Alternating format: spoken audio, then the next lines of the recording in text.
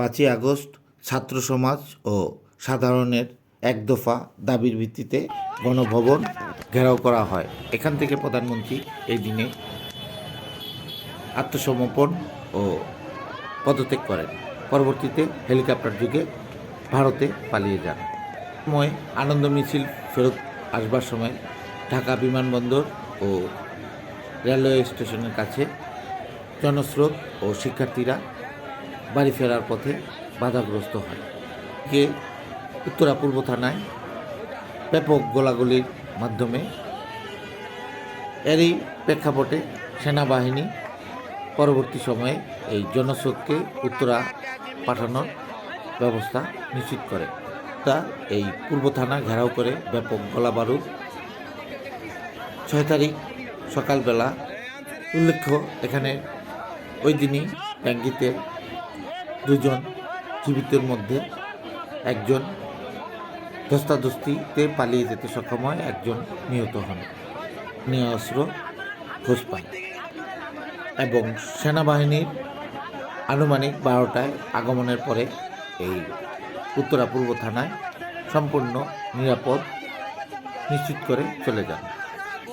পরবর্তীতে এখানে জব্দকৃত বেশ কিছু পাসপোর্ট, নগদ ভারতীয় টাকা, মদের বোতল, বিভিন্ন মাদকদ্রব্য, হাতবোমা, গুলিসহ এগুলো নিরাপদ স্থানে সরিয়ে নিয়ে যান। হয় স্থানীয় ভাঙ্গাহারি, টোকাই ও দুষ্কৃতকারীদের লুটপাট।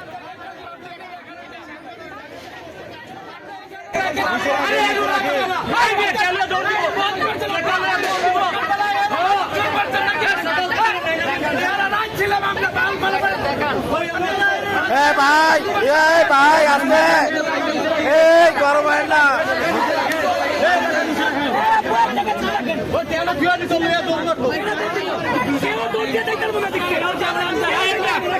ভিডিওতে উঠতে হবে।